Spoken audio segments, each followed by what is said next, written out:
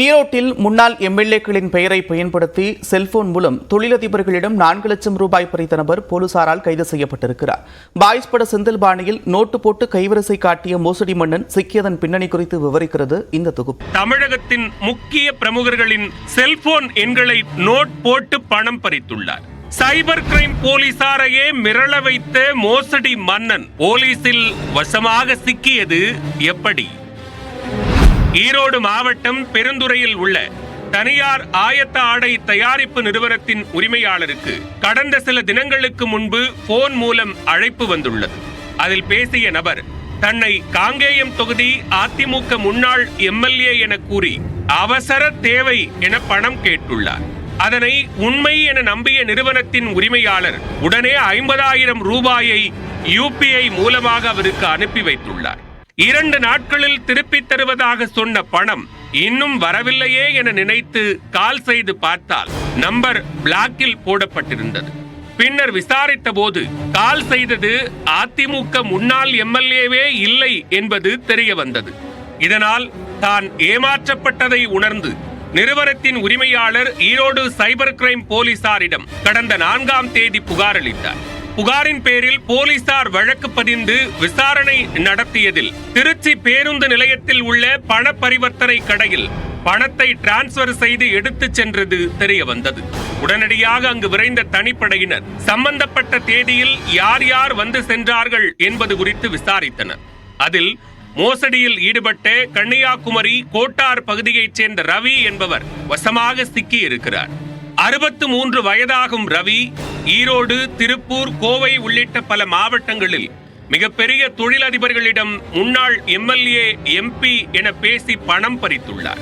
அது தொடர்பாக தொடர் விசாரணை நீடித்து வரும் நிலையில் கைது செய்த ரவியிடமிருந்து செல்போன்கள் மற்றும் சிம் கார்டுகளை போலீசார் பறிமுதல் செய்துள்ளனர். மேலும் தமிழகத்தின் முக்கிய பிரமுகர்களின் செல்போன் எண்கள் அடங்கிய நோட்புக்கையும் போலீசார் கைப்பற்றியுள்ளனர். இதுவரை 4 லட்சம் ரூபாய் மட்டுமே மோசடி செய்திருப்பதாக ரவி கூறியுள்ளார். ஆனால் மேலும் பல லட்சம் ரூபாயை மோசடி செய்திருக்க கூடும் என சைபர் கிரைம் போலீசார் சந்தேகம் தெரிவித்துள்ளனர். தமிழகத்தின் முக்கிய பிரமுகர்களின் செல்போன் எண்களை நோட் போட்டு பணம் பறித்த மோசடி மன்னன் போலீசில் சிக்கியிருப்பது சலசலப்பை ஏற்படுத்தியுள்ளது. ஒரே நேரத்தில் நூற்றுக்கணக்கான ஊழியர்கள் விடுப்பு எடுத்ததால் விமான சிப்பந்திகள் 25 பேரை ஏர் இந்தியா எக்ஸ்பிரஸ் நிறுவனம் அதிரடியாக பணி நீக்கம் செய்திருக்கிறது. ஏர் இந்தியா மற்றும் விஸ்டாவை இணைத்து ஒரு நிறுவனமாகவும், ஏர் இந்தியா எக்ஸ்பிரஸ் மற்றும் கனெக்ட் நிறுவனத்தை இணைத்து ஒரு நிறுவனமாகவும் மாற்றும் நடவடிக்கையை டாடா குழுமம் மேற்கொண்டு வருகிறது. இதற்கு ஊழியர்கள் மத்தியில் கடும் எதிர்ப்பு எழுந்திருக்கும் நிலையில் ஏர் இந்தியா எக்ஸ்பிரஸ் நிறுவனத்தில் பணிபுரிந்து வரும் விமானிகள் உட்பட 300க்கும் மேற்பட்ட ஊழியர்கள் செவ்வாய்க்கிழமை இரவு ஒரே நேரத்தில் விடுப்பு எடுத்தனர். இதன் காரணமாக 90 சர்வதேச மற்றும் உள்நாட்டு விமானங்கள் கடைசி நேரத்தில் ரத்து செய்யப்பட்டன. இதனால் பல்வேறு பகுதிகளுக்கு செல்வதற்காக விமான நிலையத்தில் காத்திருந்த பயணிகள் கடும் அவதியடைந்தனர். இந்நிலையில் ஒரே நேரத்தில் விடுப்பு எடுத்தவர்களில் விமான சிப்பந்திகள் 25 பேரை ஏர் இந்தியா எக்ஸ்பிரஸ் நிறுவனம் அதிரடியாக பணி நீக்கம் செய்திருக்கிறது. இது தொடர்பாக சம்பந்தப்பட்ட ஊழியர்களுக்கு மின்னஞ்சல் அனுப்பப்பட்டுள்ளது. அதில் ஊழியர்கள் விடுப்பு எடுத்ததற்கு எவ்வித நியாயமான காரணமும் இல்லை என்றும், ஊழியர்களின் செயல் பொதுநலனை சீர்குலைத்ததுடன் நிறுவனத்தின் நற்பெயருக்கு களங்கம் ஏற்படுத்தியிருப்பதாகவும் தெரிவிக்கப்பட்டுள்ளது. இந்த விவகாரத்தில் மேலும் பல ஊழியர்கள் பணி நீக்கம் செய்யப்படலாம் என்றும் தகவல் வெளியாகியுள்ளது. இதனிடையே ஏர் இந்தியா எக்ஸ்பிரஸ் நிறுவன ஊழியர்களின் வேலைநிறுத்தம் எதிரொலியாக இன்று 76 விமானங்கள் ரத்து செய்யப்பட்டுள்ளன.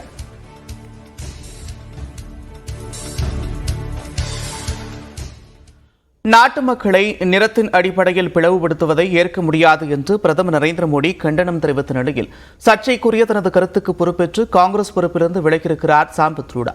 அப்படி என்ன சொன்னார் சாம் பித்ரோடா? இந்த சிறப்பு தொகுப்பில் பார்க்கலாம்.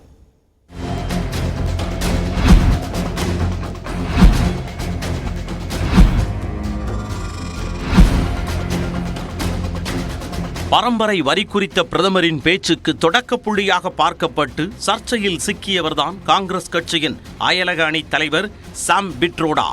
இந்நிலையில் தனியார் தொலைக்காட்சியில் அவர் தெரிவித்த கருத்து மீண்டும் சர்ச்சையாகியுள்ளது.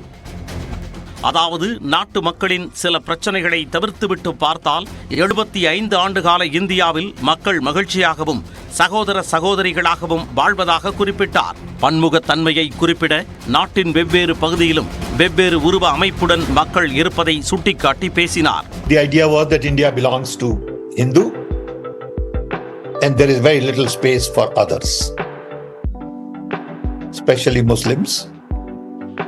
And in the process, there is stress in the society. ஆனால் சாம் பிட்ரோடாவின் கருத்து நாட்டையும் நாட்டு மக்களையும் இழிவுபடுத்தும் வகையில் உள்ளது என்று பிரதமர் நரேந்திர மோடி கண்டனம் தெரிவித்துள்ளார். காங்கிரஸ் ஏன் பழங்குடி சமூகத்தைச் சேர்ந்த குடியரசுத் தலைவர் திரௌபதி முர்முவை வீழ்த்த முயற்சிக்கிறது என்பதற்கு தற்போது விடை கிடைத்துவிட்டதாக கூறினார். என் மீது அவதூறுகள் வீசப்பட்டால் பொறுத்து கொள்ள முடியும், ஆனால் மக்கள் மீது அவதூறு வீசப்பட்டால் தம்மால் பொறுத்து கொள்ள முடியாது என்றும் பிரதமர் குறிப்பிட்டார். தமிழர்களின் பெருமையை காக்க காங்கிரஸ் உடனான கூட்டணியை முதலமைச்சர் மு.க. ஸ்டாலின் முறிப்பாரா எனவும் கேள்வி எழுப்பினார். मैं तमिलनाडु के मुख्यमंत्री को पूछना चाहता हूं, जो तमिल संस्कृति की बात करते हैं, इतना बड़ा गंभीर आरोप लगाया है, क्या तमिलनाडु डीएमके कांग्रेस के साथ अपना नाता तोड़ने की घोषणा करेंगे? क्या तमिल स्वाभिमान के लिए, तमिल लोगों के लिए क्या वो हिम्मत है क्या उनमें? இந்நிலையில் இந்தியாவில் உள்ள ஒவ்வொருவரும் தங்களுக்கு இந்தியர்களாகவே தென்படுவதாகவும், ஆனால் இனவெறியர்கள் தங்களின் மனநிலையை வெளிப்படுத்திவிட்டதாகவும் நிதியமைச்சர் நிர்மலா சீதாராமன் சாடினார். இதேபோன்று மத்திய அமைச்சர்கள் ஸ்மிருதி இரானி, அனுராக் தாக்கூர், அசாம் முதலமைச்சர் ஹிமந்த பிஸ்வா சர்மா உள்ளிட்ட பலரும் கண்டனம் தெரிவிக்க, காங்கிரஸ் கட்சியின் சித்தாந்தமே நாட்டை பிளவுபடுத்தி ஆள்வதுதான் என்று நடிகை கங்கனா ரணாவத் விமர்சித்தார்.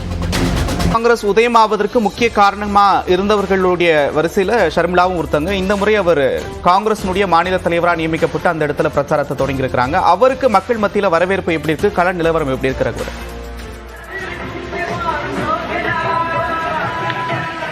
அதாவது அவர் தந்தை வகித்த பதவி காங்கிரஸ் கட்சியில்தான் எனது தந்தை இருந்தார், அந்த கட்சியில்தான் நான் தற்போது தலைவராக இருக்கிறேன். அதனால் காங்கிரஸ் கட்சிக்கு துரோகம் செய்தவர் ஜெகன்மோகன் ரெட்டி என்று ஷர்மிளா பிரச்சாரத்தில் பேசி வருவதை பார்க்க முடிகிறது. குறிப்பா பார்த்தீங்கன்னா மக்களுடன் அவர் நடந்து செல்வதையும் மக்களோட வீட்டுக்கு சென்று அவர் பேசி வருவதையும் பார்க்க முடிகிறது. ஜெகன்மோகன் ரகசியமாக ராஜசேகர ரெட்டி உயிரிழந்த முன்னாள் முதல்வர் ராஜசேகர ரெட்டி பிஜேபி ஆந்திராவில் வளர்ந்துவிடக்கூடாது என்று அவர் பல இடங்களில் போராடி வெற்றி பெற்றார். ஆனால் அந்த பிஜேபியை ரகசியமாக வளர்ப்பதற்கு தான் ஜெகன்மோகன் ரெட்டி உழைத்துக் கொண்டிருக்கிறார். அவர் மீது கூடிய இடி கேஸ், சிபிஐ கேஸ்க்காக பயந்து போயிருக்கிறார். அதனால் ஆந்திராவிற்கு எந்த கிடைக்க என்று காட்டமான பிரச்சாரத்தில் அவர் ஈடுபட்டுக் கொண்டிருப்பதையும் நம்மால் பார்க்க முடிகிறது. நந்தா, நன்றி ரகுவரன் விரிவான விவரங்களுக்கு. சாம் பிட்ரோடாவின் கருத்து காங்கிரஸ் கட்சியின் கருத்து அல்ல என்று அக்கட்சியின் சட்டமன்ற உறுப்பினர் EVK இளங்கோவன் விளக்கம் அளித்திருக்கிறார். நியூஸ் 18 தமிழ்நாடு தொலைக்காட்சியின் வணக்கம் தமிழ்நாடு நிகழ்ச்சியில் பேசிய அவர் தென்னிந்தியர்கள் மீது பிரதமர் மோடிக்கு திடீர் பாசம் வந்திருப்பதாக விளக்கம் அளித்திருக்கிறார். பாரம்பரிய சொத்து வரி தொடங்கி இப்ப தென்னிந்தியர்களுடைய நிறம் குறித்த கருத்து வரைக்கும் சாம் பிட்ரோடாவுடைய வார்த்தையை மையப்படுத்தி பாஜக பிரச்சாரத்தை முன்னெடுக்கிறாங்க. அது காங்கிரஸ் கட்சிக்கு பின்னடைவா மாறுமா? இந்த சர்ச்சை கருத்தை பற்றி உங்களுடைய கருத்து என்ன? நீங்கள் சாம் பிட்ரோடா என்பவர் காங்கிரஸ் கட்சியிலே ஒரு குறிப்பிட்ட விதத்தில் முக்கியமான நபர் கிடையாது. அவர் வெளிநாடுகளே வாழுகின்ற ஒரு இந்தியர். காங்கிரஸ் கட்சியினுடைய வெளிநாடுகளிலே தலைவர்கள் செல்லும் போது அவர்களுக்கு எங்கெங்கே செல்ல வேண்டும், யார் யாரை பார்க்க வேண்டும் என்ற நேரத்தை உருவாக்குவதும் நேரத்தை கணிப்பதும் என்கேஜ்மெண்ட்ஸ் செய்து கொடுப்பதும் தான் அவருடைய வேலையை ஒழிய காங்கிரஸினுடைய கொள்கைகளை பற்றியோ காங்கிரஸினுடைய நிலைப்பாடுகளை பற்றியோ பேசுவதற்கு அவருக்கு அனுமதியும் கிடையாது, அருகதையும் கிடையாது. இருந்தாலும் கூட அவர் அதிக பிரசித்தனமாக இந்தியர்களை வடக்கே இருக்கின்றவர்கள் அந்த ஊரை சேர்ந்தவர்கள், தெற்கே இருக்கின்றவர்கள் ஆப்பிரிக்க கண்டத்தை சேர்ந்தவர்கள், இப்படியெல்லாம் சொல்லுவது என்பது மிகவும் தவறான விஷயம் என்பதோடு மட்டுமல்ல, அவர் தன்னுடைய அதிகார வரம்பிற்கு மேற்பட்ட பேச்சாகத்தான் இதையெல்லாம் நாங்கள் பார்க்கின்றோம். கண்டிப்பாக அவரை பொறுத்தவரையில் அவர் சொல்லிய கருத்துக்கள் என்பது அவருடைய கருத்துக்கள் தானே ஒழிய காங்கிரஸ் பேரியக்கத்தின் கருத்துக்கள் கிடையாது. தென்னிந்தியர்கள் குறித்தும் ஒரு நிறம் குறித்தும் பேசிய கருத்து அப்படின்றது எனக்கு மிகப்பெரிய சங்கடத்தை ஏற்படுத்தியிருக்கு. ஆனா தமிழ்நாட்டுடைய முதலமைச்சராக இருக்கக்கூடிய மு.க. ஸ்டாலின் இந்த கருத்தை தொடர்ந்து காங்கிரசுடனான கூட்டணியை முறித்துக் கொள்வாரா அப்படின்னு சொல்லிட்டு பிரதமர் நரேந்திர மோடி ஸ்டாலினுக்கு சவால் விடுறாரு. ஸோ காங்கிரஸுடைய விமர்சனம் ஏன் ஸ்டாலினுக்கு சவாலா வருது? ஏன் தொடர்ந்து பாஜக திமுகவை அட்டாக் பண்றதுக்கான காரணம் என்ன? இல்லை, ஸ்டாலினை அவர் அட்டாக் செய்கிறார் என்று சொல்வதை விட இந்த இந்திய கூட்டணி என்பது அது ஆரம்பத்திலேயே உடைந்து போகும், இல்லை என்றால் பேச்சுவார்த்தை நடத்தும் போது உடைந்து போகும். கண்டிப்பாக இவர்கள் அத்தனை பேரும் கன்னியாகுமரியிலிருந்து மேலே இமாலயம் வரைக்கும் இருக்கின்ற கட்சிகள் ஒன்று சேராது என்று நினைத்தார்கள். ஆனால் இன்றைக்கு இந்தியா கட்சியிலே இருக்கின்ற அத்தனை கட்சிகளும் 1-2 இடங்களை தவிர மற்ற எல்லா இடங்களிலும் ஒரு நல்ல ஆரோக்கியமான அரசியல் செய்ய வேண்டும் என்பதற்காக இன்றைக்கு ஒற்றுமையாக போட்டியிடுகின்றார்கள். ஆகவே இவர்களுக்கு பயம் என்பது அதிகமாக வந்துவிட்டது. ஆகவே தான் அவர் ஸ்டாலின் அவர்களை கேட்கின்றார், நீங்கள் இதை கேட்டுவிட்டு நீங்கள் எப்படி அந்த அலையன்ஸ்ல இருக்கீங்கன்னு கேட்கிறாரு. எங்களுக்கு தெரியும் இவருக்கு திடீர்னு தெற்கே இருக்கின்ற மக்கள் மீது ஆசை வரும், பாசம் வரும். திடீரென்று நான் தமிழகத்தை உலகத்தில் இருக்கின்ற எல்லா நாடுகளிலும் ஆக்கப்பூர்வமாக பரப்புவேன் என்று நேரத்துக்கு ஏற்றபடி சொல்லக்கூடியவர். ஆனால் வானொலியை ஆகாசவாணி என்று அழைக்க வேண்டும் என்று சொல்லக்கூடியவர். ஆகவே இவரது பொய் பித்தலாட்டத்திற்கு முதன்மையான உதாரணம் என்று சொன்னார் அது மோடி தான். மோடி எந்த தலைகீழும் இல்லாலும் இன்னும் 2-3 பகுதியாக நடக்கின்ற தேர்தல்களில் இந்த இந்திய கூட்டணி மிகப்பெரிய வெற்றியை பெறும். கண்டிப்பாக மோடி அவர்கள் வீட்டுக்கு போகின்றாரோ இல்லை என்றால் திகாரை நோக்கி போகின்றாரோ என்பது தெரிய வரும்.